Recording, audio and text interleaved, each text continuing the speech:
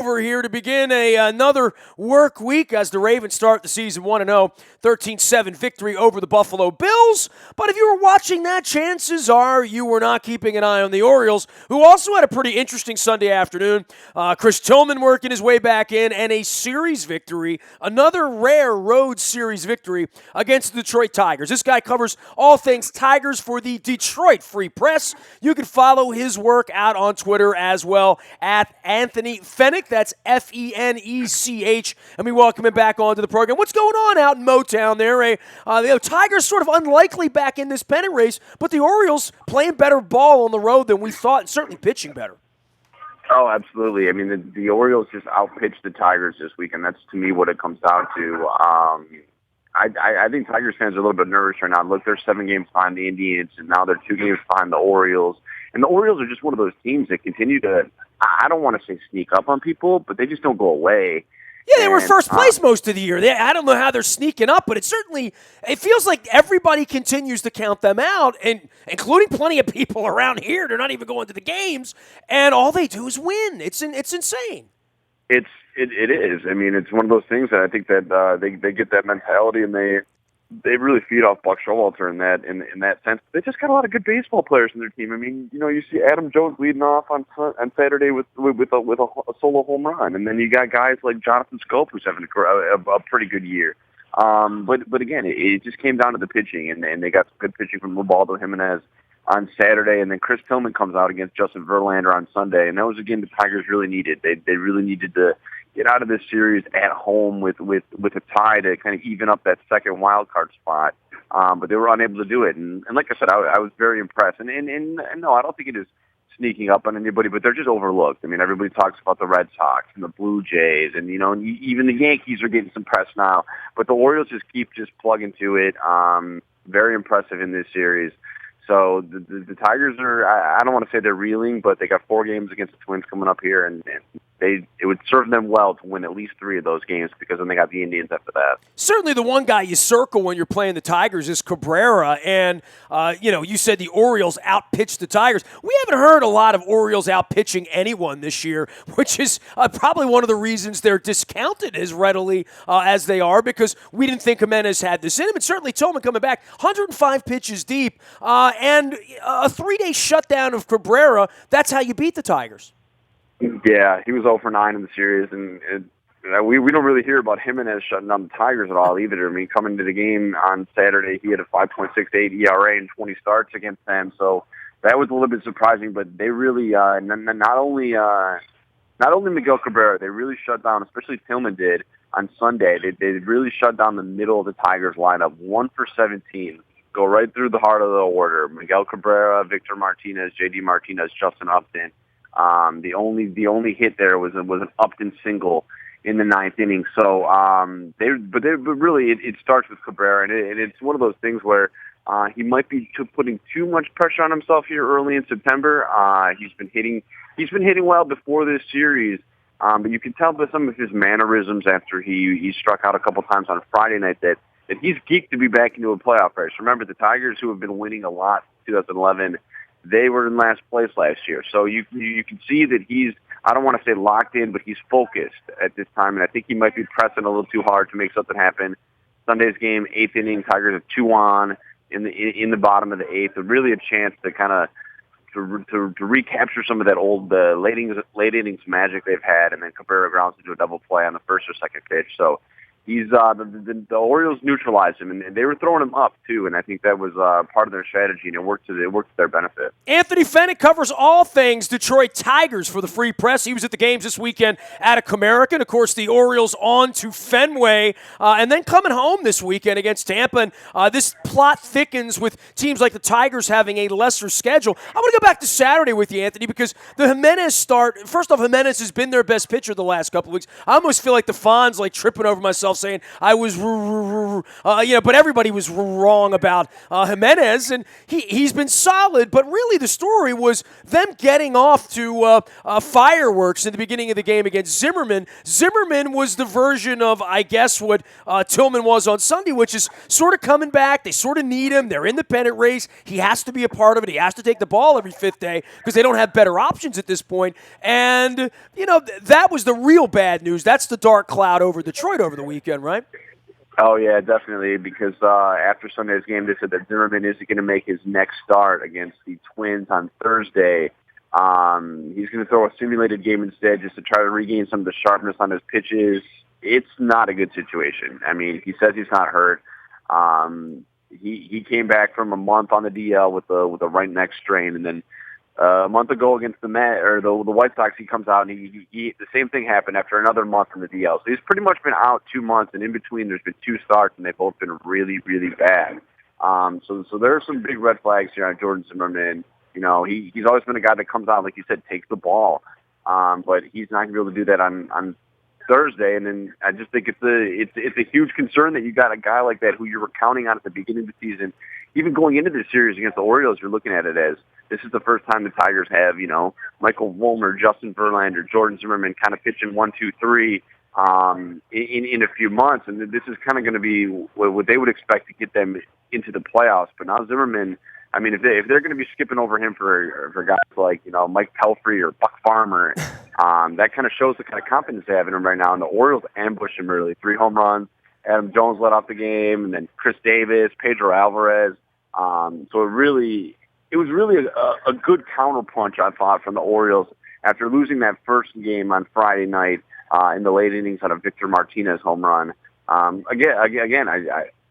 The Orioles were impressive, and they were good offensively and especially pitching. Well, they need to be impressive the rest of the week. And I'll just say this, Anthony. I mean, we've been talking here for 4 months about Boston and Toronto and Boston, the Blue Jays and the Red Sox. That's who the Orioles have to deal with. Now that we're getting down to the nitty-gritty and it's real nut-cut time here, and we're post-Labor Day and we're post-start of the NFL season, there's less than 3 weeks left, you start to look at these 10 teams now. Kansas City's still involved in this. Seattle obviously had lost in a week. Houston's buzzing around. Even the Yankees, who have a bunch of games left with the Red Sox and the Blue Jays and the Orioles, they can make their ground up if they can play their way, and they're not playing from that far back, 2 games back. I mean, by the weekend, it feels like the whole thing's going to turn over and change again by the next time the Ravens play in Cleveland this week, because all of these teams are very much involved in this thing. I don't even see anyone, not even New York and Kansas City, really on the periphery, because they're 1 series away from being,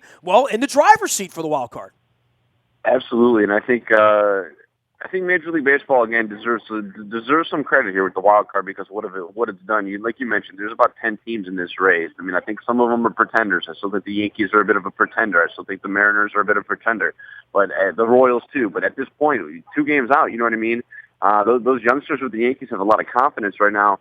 Going forward, I mean, I think it's going to be interesting to see how the schedule and the last 3 weeks of the season plays out in terms of, like you said, the Orioles playing the Blue Jays playing the Red Sox, and the AL East kind of beating up on each other. I think that's a real thing. And then you get the Tigers here who got 7 more games against the Twins. And Atlanta. I saw Atlanta. We play Arizona at the end. So, I mean, Arizona, Atlanta, they're kind of the same. But it is really weird that some of the real lesser lights on a daily basis are going to be heavily involved. I mean, the Minnesota Twins are going to play a huge role as to who's in the playoffs.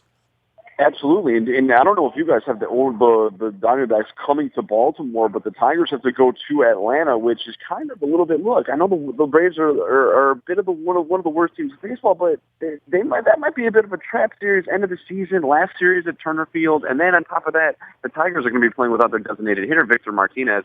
I just don't like the whole interleague thing throughout the whole season, and an American League team ending up in a National League park just seems a little bit weird to me. But the schedule to me is going to play a factor. But really, with the Tigers, at least from this perspective, it doesn't mean anything if they come out and they lose 2 out of 3 to the White Sox like they did before playing the Orioles. They can't take care of business. They really have to clean up on these teams right now to make that schedule in their advantage. But like you said, 10 teams in the race. This is going to be turning over every week, so it'll be interesting to see how it plays out going forward. Good fun here. Anthony Fennick covers all things Detroit Tigers for the folks at the Free Press out there in Detroit, in Motown, and, of course, all these games against the Leslie. So if I give you $1 right now, I mean, who are you betting on? I mean, this is my eternal game with the Orioles to say, are you with them or are you against them today? And I guess, when they go on the road and play as well as it – look, they lost a game in Tampa by a run with Givens at the end. They lost a game in Detroit on Friday by a run where the bullpen, again, they feel like they're going to get O'Day back. There's a lot of feeling to say if I had $1 today, I'd like the Orioles. But if they get swept in Boston, you won't like them so much on Thursday. So what am I doing with my $1? Am I putting it on the Orioles? Yeah, well, who are you putting it on? Who are your two wild cards? How's this thing going to play out in the end? I'll put my $1 on the Orioles. You will? Because okay. I think watching them this weekend, I just think they're a better all-around baseball team than the Tigers are. They're very similar offensively. I think they have a little bit more power, as in the Tigers have. The Orioles have a little bit more power. The Tigers have a little bit more hitterish, a little bit in their lineup. If that makes any sense whatsoever, which it probably doesn't. But the Orioles back into the bullpen, especially Givens on Sunday, was really impressive. And then obviously Britton back there. They're getting O'Day back. The big question is going to be, like you said earlier, it's going to be Jimenez. Can he keep doing what he's doing? Tillman seems pretty solid right now. But then the young guys, Gosman and Bundy. I'm still. But if we don't know how they are in big games because these are the only big games they've ever pitched in, right? I mean, this is really a test for these young guys. But conversely, I guess when I'm looking at the Tigers, one of their big game pitchers, Jordan Zimmerman, they're electing for him to throw a simulated game instead of a real game. So to me, the starting rotations are closer than people think. And like I said, I saw a baseball team that's got a little bit of an edge, and I know you probably hear that a lot in Baltimore, but these guys are hearing all the time that they're being overlooked, and you got a guy like Adam Jones who's kind of like the straw that stirs the drink. I really like the way the Orioles play, so I'm gonna put my $1 on the Orioles. Right wow, look at you, Anthony Fennick. You're saying that you're trying to get over in Baltimore for the crab cakes next trip, right? Oh, I love the crab cakes. I love the crab cakes. Hey, I appreciate the time and the visit. I know it was some good baseball. It really kind of gets lost with football, right? Like you're sitting at the ballpark, and I know people out there are monitoring the Lions as well. We had 70,000 people in a stadium here. That's unusual here. I know the Tigers have been involved in it a little bit longer than the Orioles, and obviously the Lions are almost never involved in it. But it's weird here having them both in where you find yourself scoreboard watching. Absolutely, and sitting in the third row of the press box on Sunday afternoon at Comerica Park, it's funny to see how many people are just sitting there checking their fantasy teams in the seventh inning of a 2-run ball game. But football does that to people, man. It drives people crazy. They haven't even talked about Jim Harbaugh out in your part of the world. That's the other side of the football thing. Oh, I've been exposed to a little bit of Jim Harbaugh. I had to go to one of his satellite camps earlier in the year. And I tell you what, this Michigan football thing is a little bit of a force to be reckoned with right now. But was he wearing a Trammell jersey or a Gibson or a Willie Horton? What was he sporting that day? This was actually in Kansas City in the middle of the summer. So it was a George Brett Smith jersey. Oh, okay. Alex Smith jersey. It was Cal Ripken here in Baltimore, just so you know. Okay. But like you said, the Ravens got the Browns next week, so I have a good feeling that they might start 2-0. One can only hope. That and a good trip to the Rock and Roll Hall of Fame this weekend. Anthony, great having you on, man. I appreciate the time. Hey, thanks, Nestor. Nice visit. You got it. Anthony Fennick, the Free Press of Detroit, sports writer who covers the Detroit Tigers. He will be watching the Tigers play some bad baseball teams. 10 games left on their schedule against the Twins and the Braves. And, of course, the Orioles still have a couple games left with the Rays, who give them fits from time to time, as well as later in the month against Arizona. But, man, you got to look at these schedules for all 10 of these teams. I think Texas and Cleveland, you give them the benefit. They're going to be in. Obviously, they're going to be in. They're starting to count magic numbers at this point. But the other 8 teams vying for 3 spots, it's going to be a nice little catfight here and on a daily basis. We got you covered. Orioles at Fenway all week. Luke Jones and I will be opining out on our social media. And, of course, you can find me anytime, anywhere. Facebook Live as well as Twitter, Snapchat, Instagram, LinkedIn. We also stream live on WNST TV on our YouTube channel. Anything you missed here this week, you can find in the Buy a Toyota Audio Vault 24 hours a day from anywhere in the world on your mobile device by downloading the TuneIn